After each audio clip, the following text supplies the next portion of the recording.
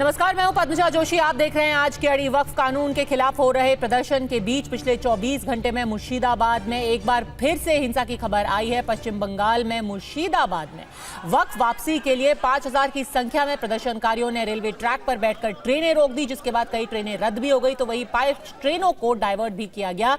लेकिन सबसे खराब हालात मुर्शिदाबाद के अलग अलग गांव में हुए, जहां इतनी खराब हालत थी कि बीएसएफ की 2 बटालियन तक को बुलाना पड़ा है। दंगाइयों ने चुन चुनकर हिंदू होटलों और घरों को निशाना बनाया। पुलिस चौकी से लेकर के रेलवे स्टेशन तक सबको आग के हवाले कर दिया। लगातार पत्थरबाजी की गई, नेशनल हाईवे को जाम करने की कोशिश की गई और जैसे ही पुलिस ने बीच में हस्तक्षेप किया, उन पर भी अटैक कर दिया गया। अपनी बात मनवाने के लिए दंगाइयों ने पुलिस टीम पर लगातार पत्थरबाजी की, आगजनी की, तोड़फोड़ की। हाईवे से लेके गांव तक ये सारी तस्वीरें मुर्शिदाबाद से आ रही हैं, जहां लोगों के घरों पर, होटल पर, मकानों पर, उनकी गाड़ियों पर, सब पर हमला किया गया। कई को आग के हवाले कर दिया गया। हाईवे और सड़क पर खड़ी गाड़ियों में आग लगा दी गई और इतना सब कुछ हुआ पुलिस की मौजूदगी में। सबसे बड़ा सवाल अब पूछा जा रहा है कि लॉ एंड ऑर्डर को कंट्रोल करने में क्यों ममता बनर्जी की सरकार सक्षम नहीं हुई। हालांकि पुलिस ने अब जाकर के, आपको याद होगा कि सबसे पहले यही मुर्शिदाबाद में हिंसा भड़की थी 4 दिन पहले, जब वक्फ कानून के खिलाफ देशव्यापी एक आंदोलन की घोषणा की गई थी। तो पश्चिम बंगाल में भी उस वक्त हिंसा हुई थी।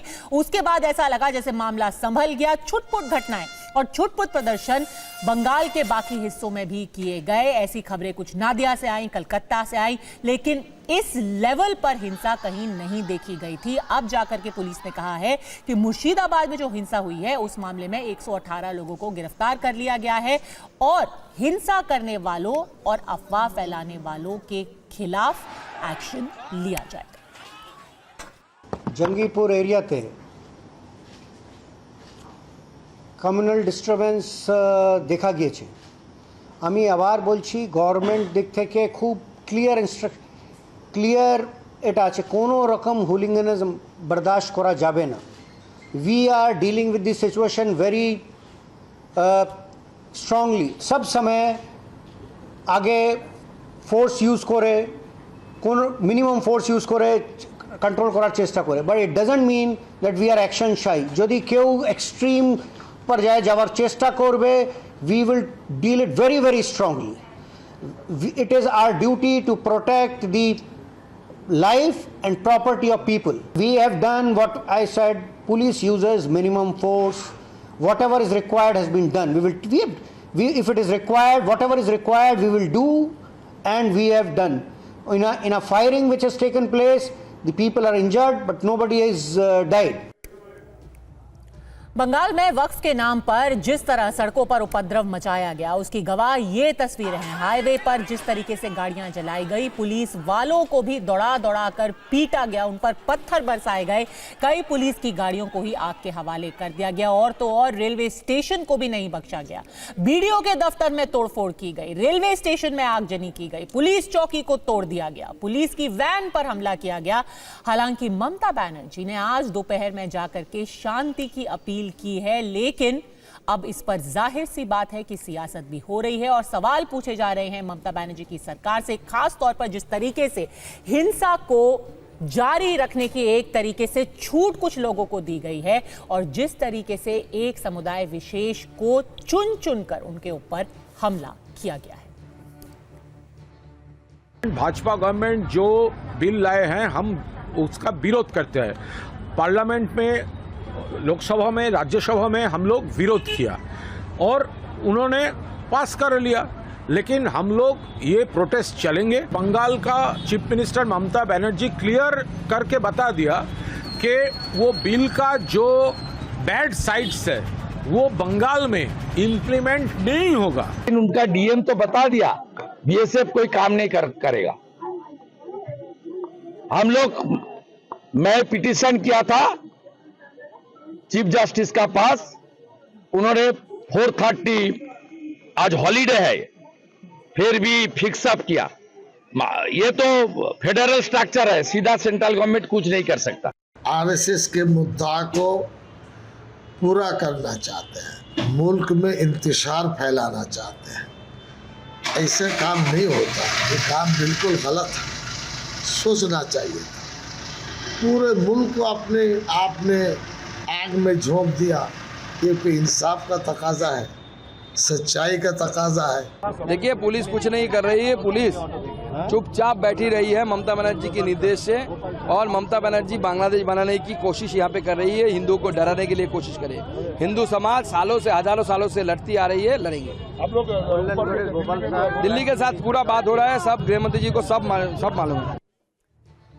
ऐसे में आड़ी के सवाल है बिल्कुल सीधे, क्या हिंदू घरों को जलाने से वक्फ कानून की वापसी होगी? और सरकार क्या कर रही है? पश्चिम बंगाल की सरकार क्या कर रही है? लगातार हिंसा की वारदातें की जा रही हैं और इस वक्त की बड़ी खबर आ रही है मुर्शिदाबाद हिंसा में अब तक 3 लोगों की मौत हो चुकी है। शमशेरगंज में पिता पुत्र की हत्या कर दी गई। एजाज अहमद नाम के एक शख्स की भी मौत हो गई है। ऐसा बताया जा रहा है कि उसकी गोली लगने से मौत हुई है, लेकिन जो पिता पुत्र की मौत हुई है उनको पीट पीट के मार दिया गया, ऐसी खबर आ रही है। वक्फ कानून के खिलाफ जो मुर्शिदाबाद में हिंसा हुई है उसी के दौरान 3 मौत की खबर अभी सामने आ रही है। प्रेम शुक्ला प्रवक्ता भारतीय जनता पार्टी के हमारे साथ जुड़ गए हैं। अध्यक्ष उत्तराखंड वक्फ बोर्ड शादाब शम्स हमारे साथ इस वक्त मौजूद हैं। हाफिज नूर अहमद अजहरी, अध्यक्ष Muslim personal law board of India Uttar Pradesh में। लेकिन सबसे पहला सवाल आपसे है, संजय सरकार, नेता तृणमूल कांग्रेस, ये क्या हो रहा है? 3 लोगों की जान चली गई है और एक पिता पुत्र को पीट पीट के मार दिया गया मुर्शिदाबाद में। वहां से जो खबरें आ रही हैं, उनका परिवार तो ये कह रहा है कि रात भर उनकी सुध लेने के लिए कोई नहीं था। जी, मुर्शिदाबाद में जो भी घटना घट रहा है, हम पूरा निंदा करते हैं इस घटना को। ऐसा घटना होना नहीं चाहिए।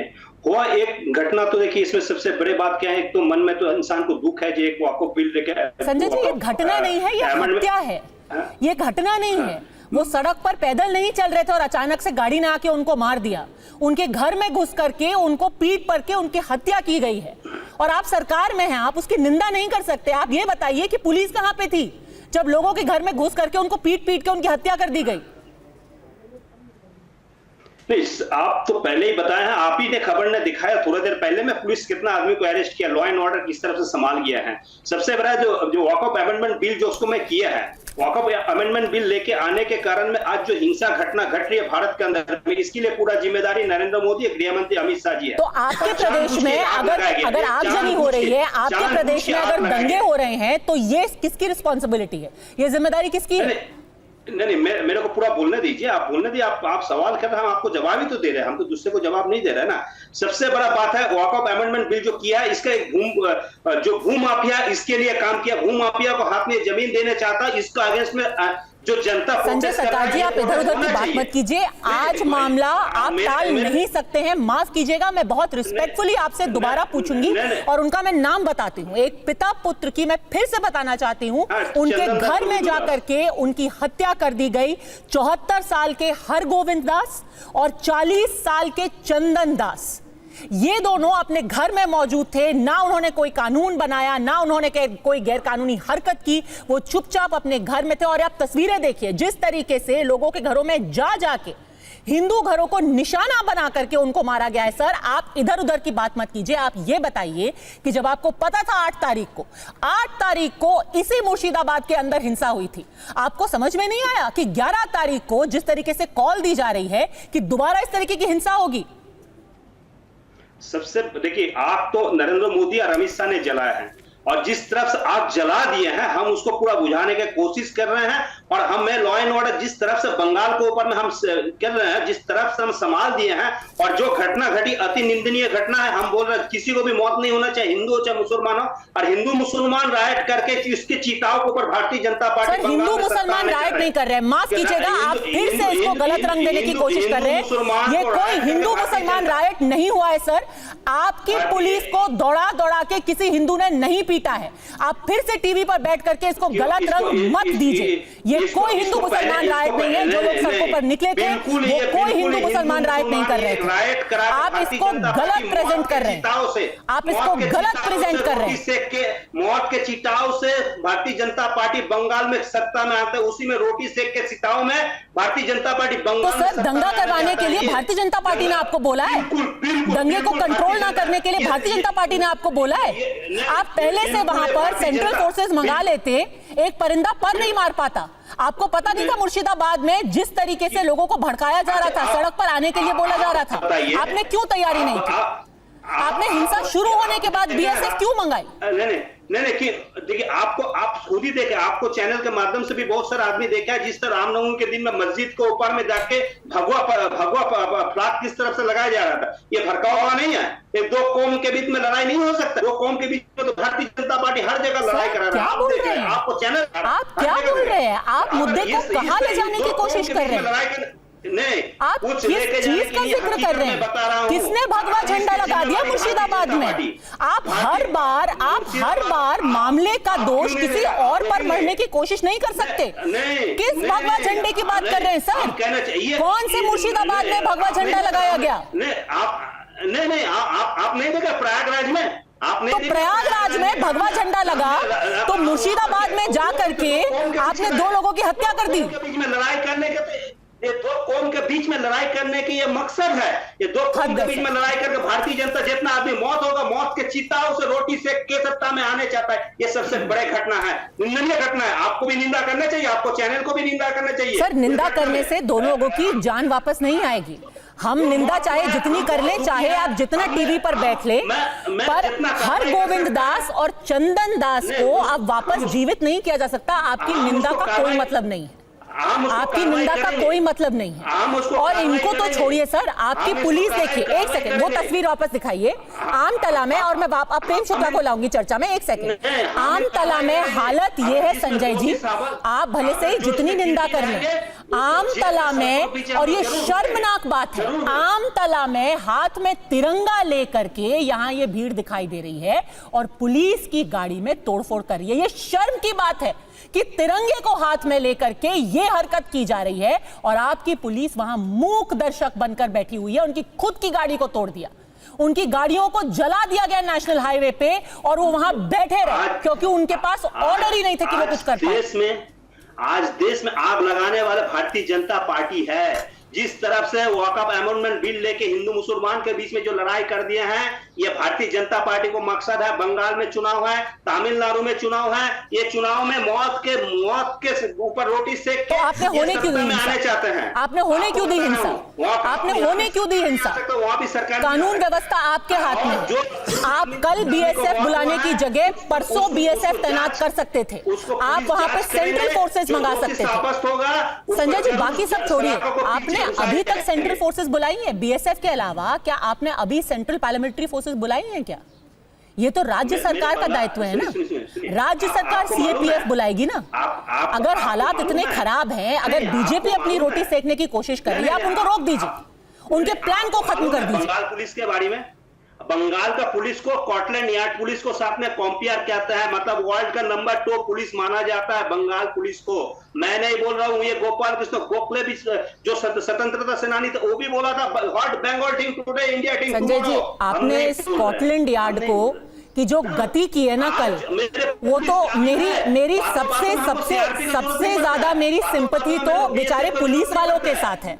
आप उनको यहां बैठ करके तो स्कॉटलैंड यार्ड कह रहे हैं, उनकी हालत क्या करके रखी है देखिए। पेट्रोल पंप में बेचारे जाके छुप रहे हैं, भीड़ उन्हें दौड़ा के पीट रही है, उनकी गाड़ियां जला रही है, उनकी गाड़ी को धक्का मार के किनारे किया और उसके शीशे फोड़ डाले और वो कुछ नहीं कर पाए, और आप यहां उनको स्कॉटलैंड यार्ड बोल करके उनकी पीठ थपथपा रहे हैं। लहू लुहान कर दिया है पुलिस वालों को। सर, कम से कम अपनी स्कॉटलैंड यार्ड का तो साथ दीजिए। मेरे पुलिस जिस तरफ से काबिल, हर तरफ से मेरे पुलिस जिस तरफ से रिजल्ट नतीजा देता, 12 घंटा में चिकन रेप वाला को पकड़ा लिया था। आपको सीबीआई क्या किया बताइए? उसको अलावा किसी को ठीक है, उनकी काबिलियत पे किसी को शक नहीं है, उनकी काबिलियत पे किसी को शक नहीं है।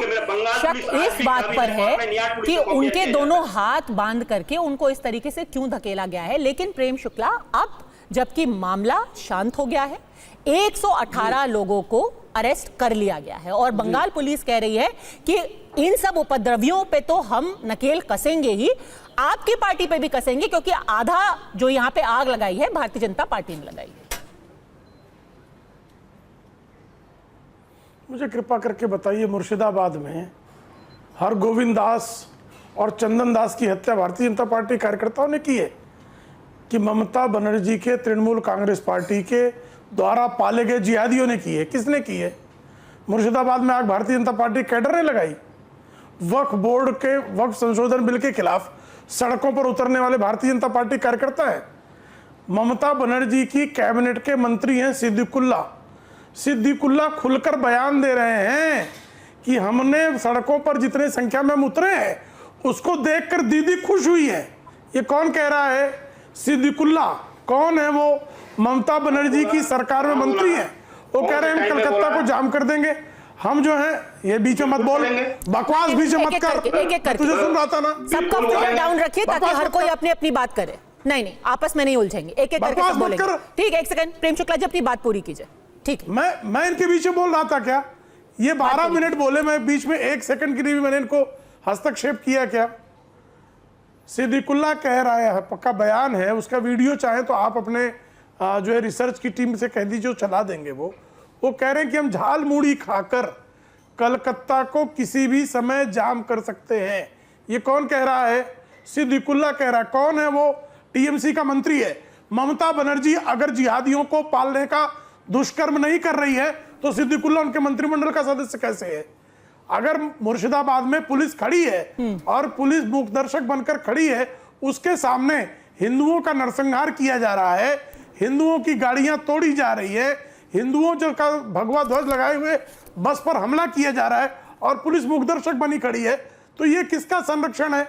साफ तौर पर इशारा करता है कि ममता बनर्जी पश्चिम बंगाल को उसी तरह से बांग्लादेश में जिस तरह से हिंदुओं को चुन चुनकर निशाना बनाकर मारा जा रहा है, ठीक उसी तरह पश्चिम बंगाल में भी हिंदुओं को चुन चुन कर उनका नरसंहार करने के लिए जिहादियों को उन्होंने खुली छूट दे रखी है।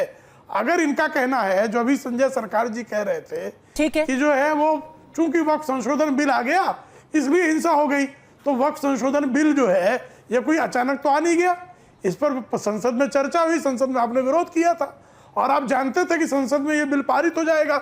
तो बंगाल की सरकार ने अर्धसैनिक बलों की मांग केंद्र सरकार से कब की? अब जब उनको पता था कि उनके यहाँ बंगाल में, मुर्शिदाबाद में और अन्य जिलों में उत्पात मचेगा, जिहादी कार्रवाइयां होंगी, तो और उस जिहादी कार्रवाई को रोकने में उनकी पुलिस समर्थ नहीं है, तो उन्होंने केंद्र सरकार से कब अतिरिक्त बल मांगा? जरा उसका मुझे जो है एक कम्युनिकेशन दिखा दें। आज दिन तक उन्होंने कोई बल नहीं मांगा है। वो खुद जो है पुलिस जो है मुखदर्शक बनी रहेगी, जिहादियों का संरक्षण देगी और उनका मंत्री कहेगा कि हाँ ममता बनर्जी इस तरह की जो है उत्पाती भीड़ को देखकर खुश हो रही है, ठीक, और आप दोष दूसरों को दे देंगे। और सिद्दीकुल्ला चौधरी साहब, सिद्दीकुल्ला चौधरी पे संजय सरकार आप जवाब दीजिएगा, लेकिन मैं आपसे पूछना चाहती हूँ हाफिज नूर अहमद अजहरी साहब, ये वक्फ कानून के खिलाफ अगर प्रदर्शन होना था तो हिंदुओं के घर पर अटैक करने से क्या मकसद साबित हो रहा है? उन्होंने क्या ये कानून पारित किया है? क्या वो किसी तरीके से जिम्मेदार है? जगह जगह पर जहां पर बोर्ड लगा हुआ है हिंदू होटल, जहां पर कोई गांव है वहां पर हिंदू घर को चुन करके उन पर हमला किया गया है, वहां पर आग लगाई गई है। मैं आपको एक रिपोर्ट दिखाना चाहती हूं और आप फिर मुझे बताइए कि जो लोग इस घर में रहते थे उनकी क्या गलती थी। दिखाइए वो रिपोर्ट।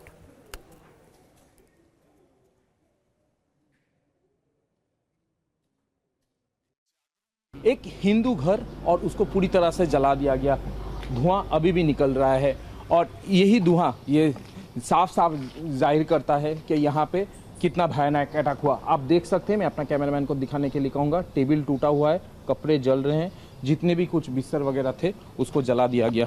अंदर अगर आप देखेंगे तो देखिए घर को पूरा तहस नहस कर दिया गया।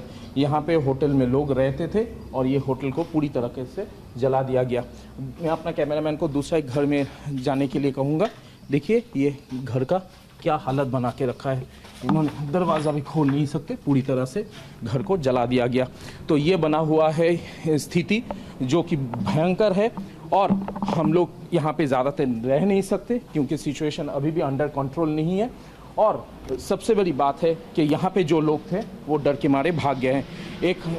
एक वक़्फ़ को लेके जो प्रोटेस्ट हुआ था उसका क्या हालत हो सकता है आप देख सकते हैं। और एक बार आपको विजुअल्स दिखा देते हैं, साफ साफ जाहिर होता है कपड़ा जला गया, घर जलाया गया और यहाँ पे देखिए तोड़फोड़ कैसे किया गया। मैं आपका कैमरामैन को एक बार कहूँगा आने के लिए सामने, देखिए यहाँ पे कैसे तोड़फोड़ किया गया। तो ये होटल था, सामने इसकी रसोई थी, पूरी तरह से इसको तहस नहस कर दिया। तो आप समझ सकते हैं मुर्शिदाबाद का हालत बेहद नाजुक है। अजहरी साहब, इनकी क्या गलती थी? इनका घर क्यों आग के हवाले कर दिया गया, तोड़ दिया, लूट लिया, क्यों? मैं बहुत परेशान होकर के संजय सरकार साहब से कहूँगा कि आप भारतीय जनता पार्टी की तरह जिम्मेदारियों से क्यों आप भाग रहे हो? आपकी सरकार तो, ममता जी तो बड़े सीना ठोक के कहती हैं बहुत बहुत बहुत बहादुर हैं भाई। विरोध प्रदर्शन करने का आपका अधिकार है, ये अलग बात है, लेकिन उसमें आप किसी को घर में घुस करके किसी को मारेंगे, किसी को जलाएंगे और जबरन उसे हिंदू मुस्लिम दंगा करने की तैयारी आप कर रहे हो। आपकी सरकार नहीं जिम्मेदार है क्या? बहुत घटिया मानसिकता के लोग हैं ये, जो लोग इस तरह की हरकतें कर रहे हैं। ममता जी को चाहिए ऐसे लोगों को तत्काल गिरफ्तार कराए, उन्हें कड़ी से कड़ी सजा दिलवाए। ये कोई माफी के लायक नहीं है। किसी के घर में घुसने का अधिकार किसने आपको किसने दिया? कहां से आया भाई? संजय सरकार जी, आप पता नहीं कहां दे रहे हो। आप प्रयागराज में हो गया ऐसा, वहां हो गया ऐसा, बहुत देर से आपको मैं सुन रहा हूं, लेकिन अपने घर में तो आप देखो, आपकी सरकार। बताइए संजय सरकार, आप जैसे भाजपा जिम्मेदारियों से अब तो कोई डिफेंड करने वाला नहीं मिल रहा, में कर देती खड़ा। ये आप क्यों कर रहे हैं भाई? वक्फ के नाम पर इस तरीके की राजनीति का कोई अब डिफेंड नहीं करेगा संजय सरकार। सवाल हर तरफ से पूछे जाएंगे। ये जो मौलाना बैठा हुआ है ना, भारतीय जनता पार्टी, बात तो घटिया है, गलत तो गलत है।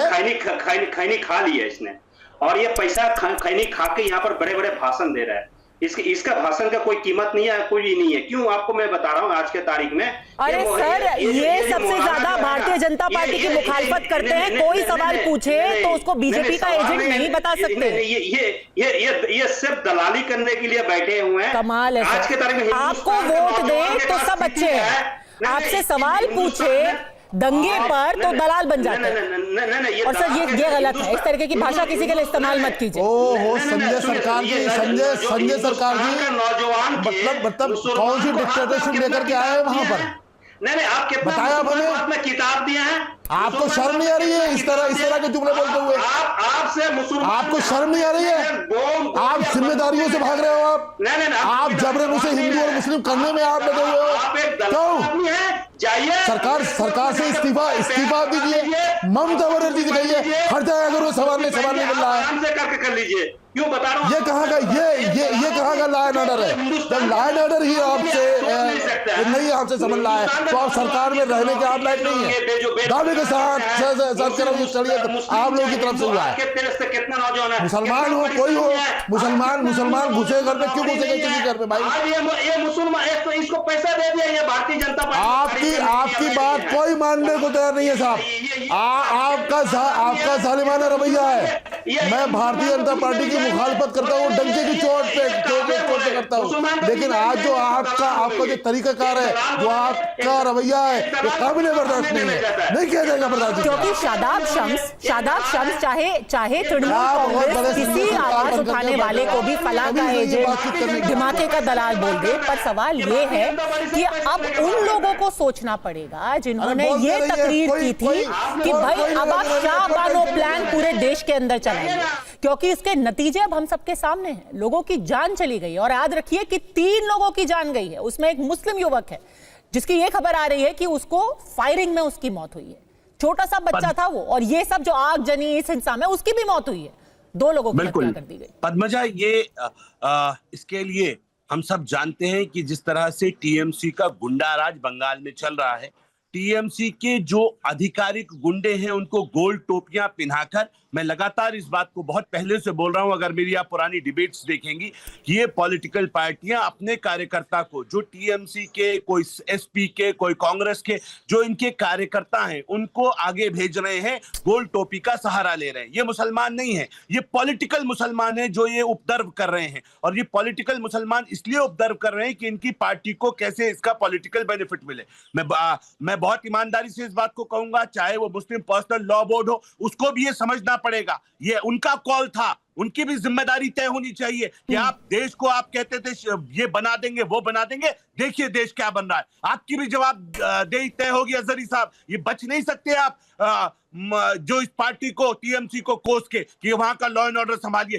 देश आपका भी है, आपको भी संभालना पड़ेगा। देश के कानून का सम्मान आपको भी करना पड़ेगा। आप बच के भाग नहीं सकते। और टीएमसी तो पहले से ही जग जाहिर है कि किस तरह से अपनी गुंडई वो फैला रही है, कैसे अपने कार्यकर्ताओं को गोल टोपी के भेष में उतारकर और जलाना चाहती है, दहशत बैठाना चाहती है माइनॉरिटीज के दिल में। ये किसी कीमत पर भी बर्दाश्त नहीं होना चाहिए। हम यही कह रहे हैं, ये पॉलिटिकल पार्टियां मुसलमानों के जनाजों के ऊपर अपनी राजनीतिक रोटियां सेक रही हैं, गरीब मुसलमानों को मरवाकर उनके ऊपर ये सत्ता तक पहुंचना चाहती हैं। बहुत संभलने की जरूरत है और इसलिए मैं मुस्लिम पर्सनल लॉ बोर्ड को पुनः आगाह कर रहा हूं, आप सिर्फ दूसरे की कमियां निकालकर बच के नहीं जा सकते। आपकी भी जवाबदेही बराबर है। बिल्कुल। और अगर कोई अपनी राजनीतिक रोटी सेक रहा है तो उसमें एक तरीके से हिस्सेदारी तो मुस्लिम पर्सनल लॉ बोर्ड भी कर रहा है ना।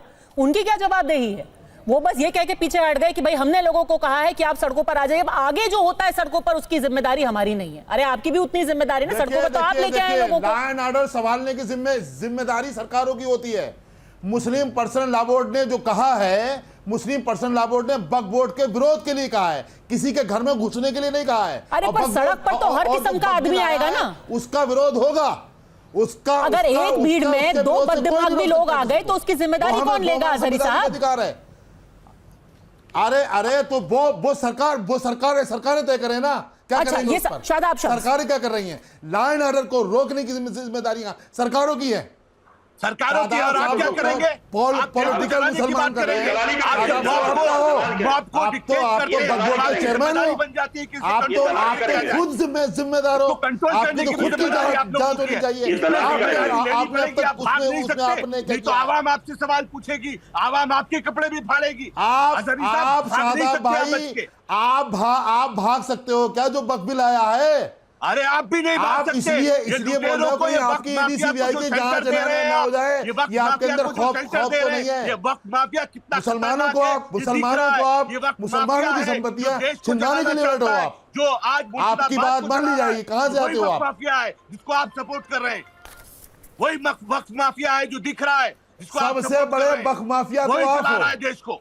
अजहरी साहब तो बख्ती संपत्ति। अजहरी साहब एक सेकंड अजहरी साहब, ये कहना आपके लिए बहुत आसान है कि हमने तो बस लोगों से कहा था कि आप प्रदर्शन कीजिए। जैसा कि मैंने पहले भी कहा है, 21 साल का एक लड़का भी मारा गया है वहां पर इसी हिंसा में, एजाज अहमद का परिवार भी आप ही से पूछेगा ना कि भाई आपने हमें तो कहा सड़कों पर उतरने के लिए, पर हमारी जिम्मेदारी कौन लेगा? कल को पुलिस के बीच में और इन पार्टियों के बीच में पिस करके तो हम मरेंगे ना। आपने तो हमें सड़कों पर ला दिया, जिम्मेदारी किसकी है अजहरी साहब?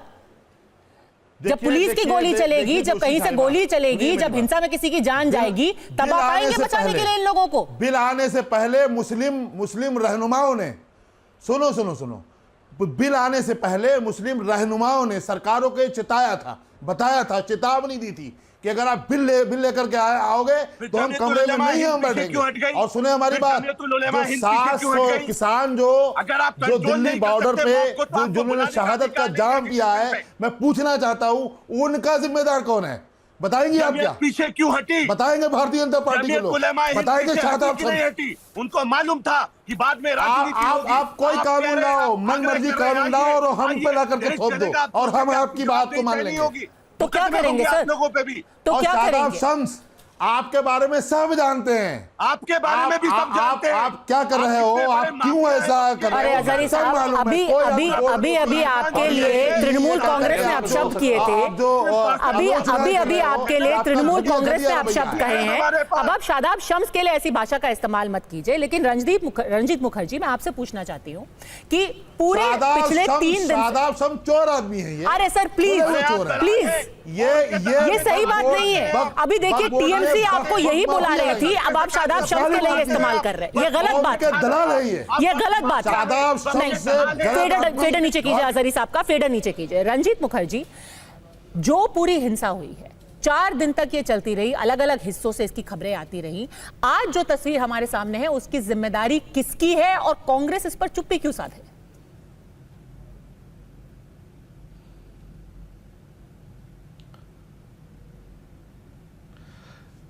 देखिए पद्मजा जी, आज जो हिंसा हो रहा है और अभी जो डिबेट में अब तक जो सुन रहा था, ग्राउंड पे जो बाइनरी, बेसिकली पहले एक चीज समझना चाहिए कि इलेक्शंस आ रहे हैं, चुनाव आने वाला है एक साल के अंदर पश्चिम बंगाल का, और यहाँ पे तृणमूल और बीजेपी का जो बाइनरी है ग्राउंड पे, जो बाइनरी है कि दोनों के बीच में सरकार भी रखे और ऑपोजिशन भी रखे, वो बाइनरी, ये हिंदू मुस्लिम का बाइनरी, ये हिंदू मुस्लिम का डिबेट रखना होगा उसके लिए, ताकि कांग्रेस का जैसे जो डेवलपमेंट के बारे में बातें करना चाहते हैं, जहां पे आप मुर्शिदाबाद डिस्ट्रिक्ट में देख रहे हो, जहां पे अधीर रंजन चौधरी 5 बार संसद जो रह चुके हैं, जो दिन रात लास्ट 4 दिन आप जैसे बोल रहे हैं हिंसा चल रहे हैं, शांति के बारे में बातें कर रहे हैं, बोल रहे कि सब जो है मुर्शिदाबाद डिस्ट्रिक्ट का जो सिविल सोसाइटी इन्वॉल्व है सबको एक साथ इकट्ठे करे, उनका इतना सीनियर पॉलिटिशियन के बारे में बात कोई नहीं, या ना सेंटर सुन रहे ना स्टेट सुन रहे। पश्चिम बंगाल में, कलकत्ता में पश्चिम बंगाल का प्रेसिडेंट कंटिन्यूअसली शांति मिचिल सेंटर क्या कर लेगी? आप कह रहे हैं सेंटर नहीं सुन रही है अधीर रंजन चौधरी की बात। आप मेरे को सीधे ये बताइए, चलिए मैं आपसे सीधा सवाल पूछती हूँ रंजीत जी, आप मुझे ये बताइए कि मुर्शिदाबाद में पिछले 24 घंटे में जो घटा है उसके लिए आप किसको जिम्मेदार मानते हैं? किसकी जिम्मेदारी है?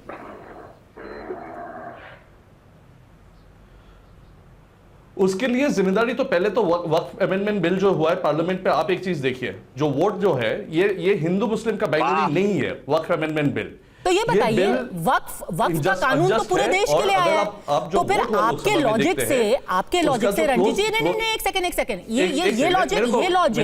ये लॉजिक अगर हम लगा रहे हैं तब तो पूरे देश भर में फिर ऐसा ही होना चाहिए, क्योंकि कानून एक अकेला पश्चिम बंगाल में तो आया नहीं है, उल्टा यहां पर तो खुद मुख्यमंत्री ने बोला है, अब वो कितना सत्य है कितना गलत है, मुख्यमंत्री ने तो बोला है मैं वक्फ कानून यहां पर लागू ही नहीं होने दूंगी, योर दीदी इज हियर फॉर यू।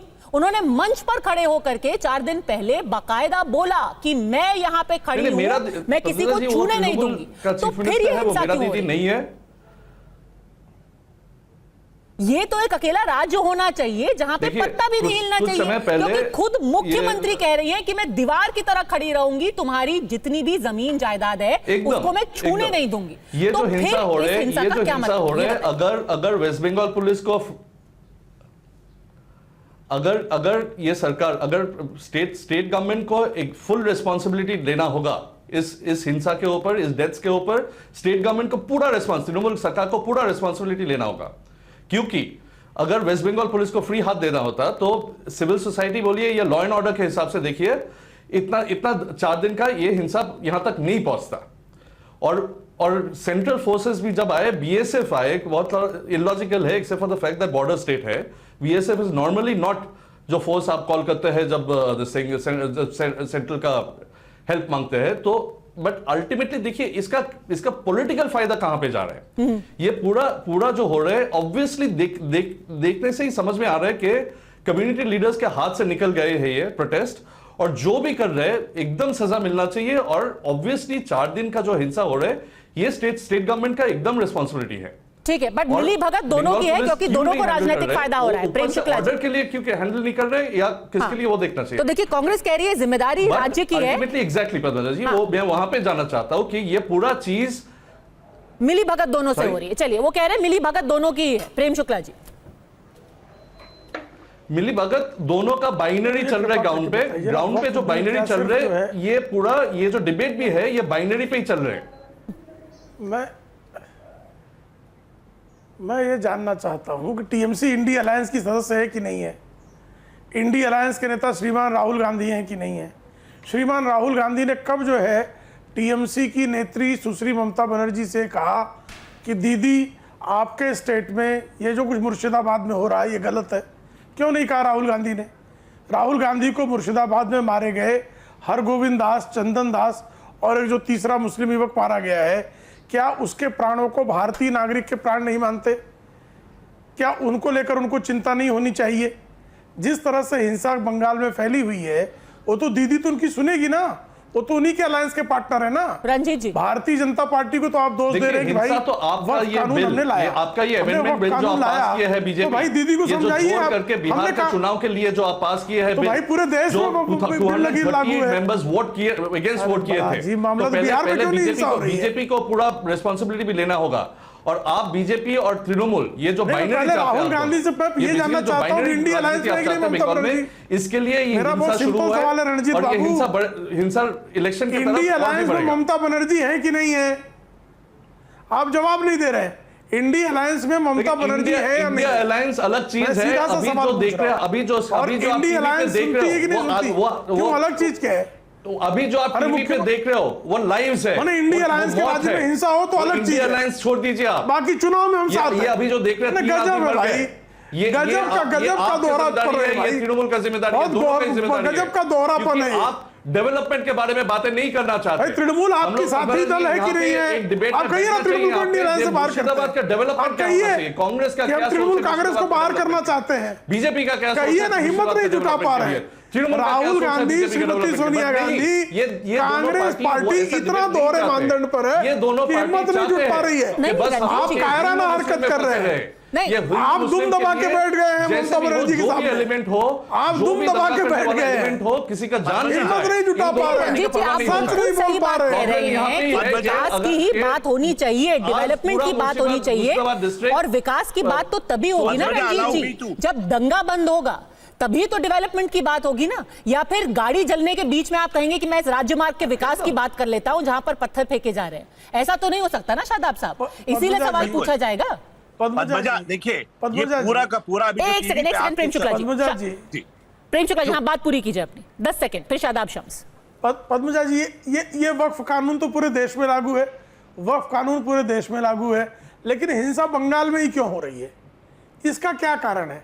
भाई केरल में भी लागू है, वो तमिलनाडु में भी लागू है, और वहाँ पर इंडिया अलायंस के अलग अलग घटक दलों का शासन है। आप जो है गुजरात में, महाराष्ट्र में जहाँ भारतीय जनता पार्टी की सरकारें हैं, जो उत्तर प्रदेश में, बिहार में, वहाँ पर हिंसक प्रदर्शन क्यों नहीं हो रहे हैं? ये सारी हिंसा जो है बंगाल में ही क्यों हो रही है? इसका कारण है कि ममता बनर्जी बंगाल को बांग्लादेश की तर्ज पर हिंदुओं को नरसंहार का निशाना बनाने का संकल्प लेकर हिंदुओं को पलायन करने के लिए मजबूर करने पर दृढ़ संकल्प है। ठीक है, संजय जी इसका जवाब देंगे, इससे पहले शादाब शम्स। डिजाइन है, उस डिजाइन के तहत जो है ये निशाना बनाया जा रहा है। हाँ, इससे पहले कि संजय सरकार जवाब दे, शादाब शम्स जी। पहले तो मैं शुक्ला जी की बात से आधा सहमत हूँ, इसलिए आधा सहमत हूँ कि ये सिर्फ यहीं तक नहीं है, ये पूरा ऑपोजिशन मिला, ये कांग्रेस टीएमसी एक है, ये प्लान है, ये पहले से इन्होंने बड़ा प्लान बनाया है। ये सुप्रीम कोर्ट में यही दलील देने वाले हैं कि पूरा देश जल रहा है और देखिए वहां दंगे शुरू हो गए, जबकि दंगे कराने वाले ये लोग हैं। आप देखेंगे ये सब साजिश है, ये सब मिले हुए हैं। ये यही चाहते हैं कि देश में इनके कार्यकर्ता आग लगाएं, ये देश को जलाएं, और ये सुप्रीम कोर्ट में ये दलील दें कि देखो पश्चिम बंगाल में भी हो रहा है, केरल में भी हो रहा है, फला जगह भी हो रहा है। ये सब मिले हुए हैं। आप इनकी जो ये चल रहा है ना यहाँ 1 to 1, इसके बहकावे में मत आइए प्रेम शुक्ला जी, ये सब अंदर से एक है, ये सब सेटिंग गेटिंग का खेल चल रहा है। ये टीएमसी, कांग्रेस, मुस्लिम पर्सनल लॉ बोर्ड, ये सब एक है। अगर ये एक ना होते तो ये जानबूझ के सेटिंग हो रही है, प्री प्लान्ड, ये सिर्फ वक्त अमेंडमेंट एक्ट को डिस्टर्ब करना है, ला करके थोप दे। ठीक है, बताइए वकालत करेंगे बैठ के, इसलिए कि संजय सरकार, दो आपके ऊपर इल्जाम लगे हैं। एक, और इसका मैं कुछ छोटा सा उदाहरण देती हूँ, आपके पश्चिम बंगाल में 30% मुस्लिम पॉपुलेशन है, बगल में असम है, असम में 40% मुस्लिम पॉपुलेशन है, वहां पर कई इलाके हैं जो कि मुस्लिम बाहुल हैं, लेकिन वहां पर सब कुछ शांतिपूर्ण तरीके से चल रहा है। तो पश्चिम बंगाल ही क्यों? क्या वजह क्या है? कि चुनाव आने वाले हैं इसलिए तनाव है? नहीं, देखिए असम में भारतीय जनता पार्टी को सरकार है, एक नंबर बात है। 40% मुस्लिम हो तो बुलडोजर के सामने उसको खड़ा कर देते हैं और गान के बंदूक को सामने खड़ा कर देते हैं। मैं कांग्रेस सवाल तो आप कह रहे हैं वहां कानून का डर है? कानून का डर के बात से दो रहा है, भारतीय जनता पार्टी का माफिया जो मुझे उसको बहुत बड़ा डर। मैं एक एक करके जवाब देने दीजिए, फिर रंजीत को जवाब देने दीजिए। रंजीत बोला था टीएमसी और बीजेपी इसमें साजिश है, राजनीति, वोट का राजनीति कर रहे हैं। मैं एक चीज बता, अच्छा राहुल गांधी जब सदन से निकालने के बाद में बोल रहे थे अमेंडमेंट बिल के बाद में, ये बोला है जी ये बिल को हम लोग समर्थन नहीं करते, ये रणजीत बोल रहे हैं यहाँ पर, जो बोल रहे हैं यहाँ पर ये टीएमसी और बीजेपी को साजिश है।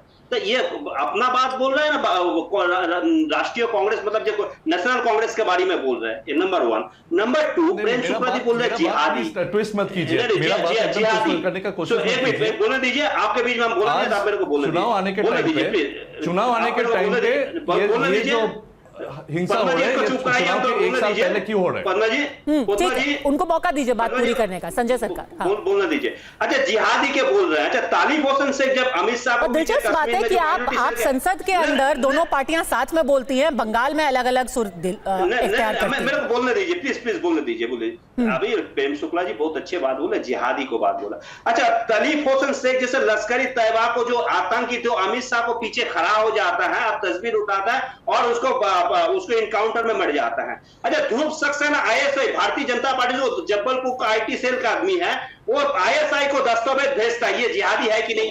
प्रदीप कुलेकर जो डीआरडीओ में काम करता आरएसएस के है, जो आईएसएस को दस्तावेज भेजता रहता है पाकिस्तान में, ये जिहादी है कि नहीं? और तीसरा के विनोदन कन्नूर में जो केरल में आरएसएस का नेता है, उसको घर में 770 केजी विस्फोट मिलता है, ये जिहादी है कि नहीं? मुर्शिदाबाद की बात कीजिए ना, आप कहां की बात लेकर के आ गए? जिहादी को एग्जांपल तो आपको लेने पड़ेंगे भाई। आप जब छीड़ोगे तो आंसर तो आपको लेने ही पड़ेंगे बहन, ऐसे तो नहीं छोड़ सकते हैं। अच्छा, बॉर्डर कौन देखते हैं? नहीं, फिर से आप मुद्दा भटका रहे हैं। यहाँ तो कोई मामला बॉर्डर का है ही नहीं सर, यहाँ तो कोई बॉर्डर का मामला नहीं है ना। आपसे सीधा सवाल ये है कि देश में सबसे ज्यादा मुसलमानों की आबादी है जम्मू कश्मीर में, फिर है असम में, फिर है पश्चिम बंगाल में, लेकिन बाकी सारी जगहों में शांति है, सिर्फ पश्चिम बंगाल में ही क्यों? और लगातार 4 दिनों तक क्यों? पद्मा जी, हम इसी को जवाब दे रहे हैं, आप मेरे को देने दीजिए, ठीक है ना? तो मुद्दे पे बॉर्डर कौन देखता है? बॉर्डर बीएसएफ देखता है। अगर इसका बॉर्डर से क्या लेना देना है सर?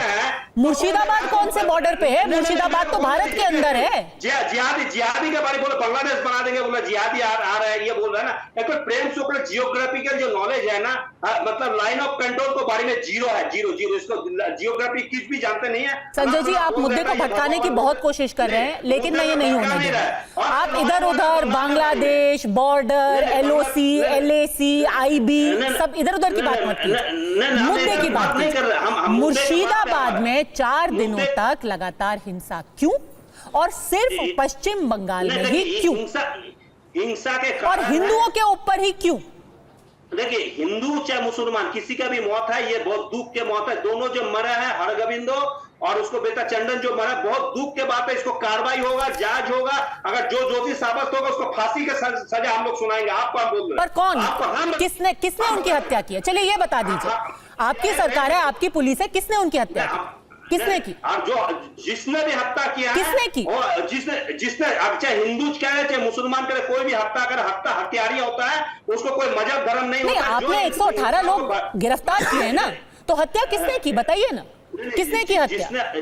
जिसने हत्या किए हैं, चाहे वो हिंदू भी नहीं होता है, वो मुसलमान भी नहीं है, वो एक हत्यारा होता है। अच्छा। और हत्यारा का काम धर्म मौजूद कुछ भी नहीं होता है। वो हत्या किया है और धर्म का नशा और धर्म का अफीम लेके, लेकिन Bharatiya Janata party walk amendment bill में जिस तरफ से देश में आग जला दिया है, उसमें घी भी डाला है, पेट्रोल भी डाला है, आग जला दिया। सबसे दुख की बात यह है सर, जनता पार्टी है। एक सेकंड, गृह मंत्री अमित शाह और प्रधानमंत्री नरेंद्र मोदी को लेने करेंगे। ठीक है, शादाब शम्स की अगर इन्होंने माहौल नहीं बिगाड़ा होता, इसके लिए ठीक है, तो घूम के बात यहीं पे आ जाती है कि ना होता बांस, ना बजती बांसुरी, ना होता ये वक्फ का बिल, ना ये इतना माहौल खराब होता। लेकिन उससे पहले संजय सरकार, मैं आपको सिर्फ एक तस्वीर दिखाना चाहती हूँ।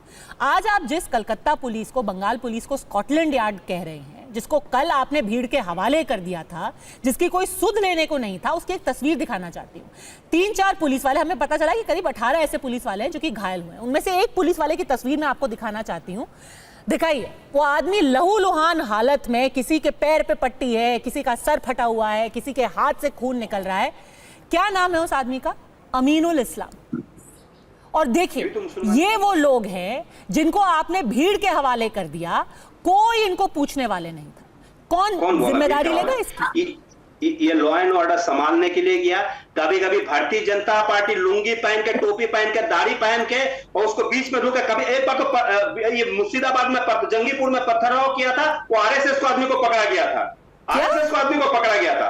आरएसएस जो, चलिए, ये एक नई थ्योरी है भाई, ये एक नई थ्योरी है कि आरएसएस के लोग टोपी पहन करके पत्थरबाजी कर रहे हैं। आप यही कह रहे हैं संजय सरकार? गए हैं, बिल्कुल चुके हैं। मैं आपको बताइए, आपको बार-बार संजय जी, क्या आपके पास ऐसा कोई प्रूफ है? क्योंकि आप बहुत बड़ी बात कह रहे हैं। ये आप इल्जाम लगा रहे हैं कि अब संघ के लोग दाढ़ी लगा के, टोपी लगाकर पत्थरबाजी कर रहे हैं। हम आपको मेरे पास तस्वीर है न्यूज़पेपर का। बताइए प्रेम शुक्ला जी, ये बहुत गंभीर आरोप आपके ऊपर लगाया जा रहा है कि ये कुछ नहीं, आरएसएस के लोग थे। अब तो वो कह रहे हैं कि क्या पता हत्या के पीछे भी वही हो। अब इनकी मानसिक स्थिति, अरे ये कहीं ये ना कह दें कि सुश्री ममता बनर्जी साड़ी पहनकर जो है वो राष्ट्रीय स्वयंसेवक संघ की स्वयंसेविका है। ये उन्होंने ये वो आह्वान किया। ये भी कह सकते हैं कि सिद्दीकुल्ला चौधरी जो टोपी पहने हुए हैं वो भी राष्ट्रीय स्वयंसेवक संघ के स्वयंसेवक हैं। अब ये भी कह दें तो आश्चर्य मत करिएगा। अब टीएमसी के नेताओं के पास जब कोई उत्तर शेष बचा नहीं, कोई तर्क शेष बचा नहीं, पूरी तरह से जो है इनका नंगापन जो है उजागर हो चुका है। ये किस तरह से जिहादियों का संरक्षण दे रहे हैं, किस तरह से हिंदुओं के नरसंहार की प्रेरणा दे रहे हैं, किस तरह से पुलिस बल पर जो है हमला करने हमलावरों को जो है ये संरक्षण दे रहे हैं। तो अभी बस इतना ही कहना बाकी रह गया है कि सुश्री ममता बनर्जी जो है ये तो राष्ट्रीय स्वयंसेवक संघ की स्वयंसेविका है। वो तो यहाँ पर आकर जो है वो जानबूझकर जो है वो आके वो जमीयतुल इस्लामी के मंच पर जाकर जमीयत के लोगों को वो जो है भड़काने का काम जानबूझकर करती है ताकि जो है आरएसएस को फायदा हो। अब ये कहने की इनकी सिर्फ इतना ही शेष बचा है, बस इतना ही कहना संजय सरकार ये मत कह देना कि ममता बनर्जी जो है वो स्वयंसेविका है, बस इतना ही शेष बचा है। नहीं, और संजय जी अगर सच में ये मामले को हम कोई हल्के में नहीं रह सकते। अगर सच में आपके पास ऐसा कुछ भी सबूत है, इसको आप पब्लिक में रखिए, उन लोगों को अरेस्ट कीजिए और उनका नाम आप जग जाहिर कीजिए। ये सिर्फ राजनीति के लिए ऐसे टीवी पे इल्जाम लगा करके पीछे मत हटिएगा। लेकिन शादाब शम्स, ममता बनर्जी ने आज बिल्कुल साफ साफ अपने स्टेटमेंट में कहा है, उन्होंने कहा है कि याद रखिए ये कानून हम नहीं लेकर के आए हैं, कुछ लोग ये कानून ला करके माहौल को खराब कर चुके हैं और अब आपको भड़काने की कोशिश कर रहे हैं। ऐसे लोगों के बहकावे में मत आइए, हम सिर्फ सामाजिक सौहार्द चाहते हैं। तो मुख्यमंत्री तो कह रही हैं कि हम किसी के भी पक्ष विपक्ष में नहीं हैं, हम सिर्फ शांति चाहते हैं।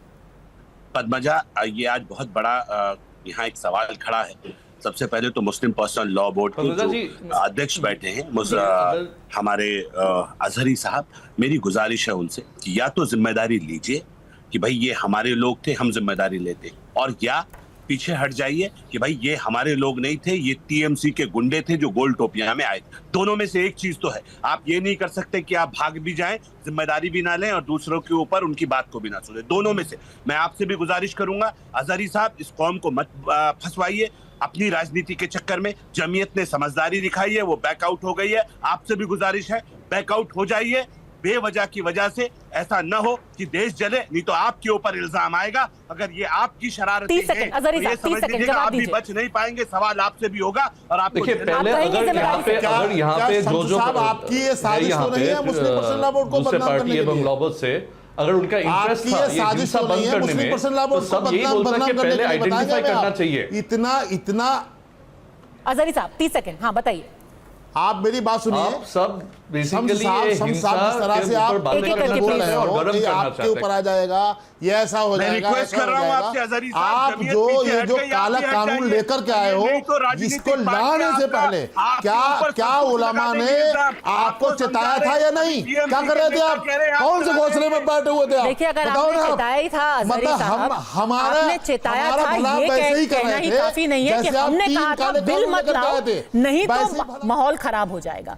देश में कोई भी इस तरीके से नहीं कह सकता है कि हमने पहले ही चेतावनी दे दी है, आप अगर ये चीज करेंगे तो हिंसा होगी ही सही।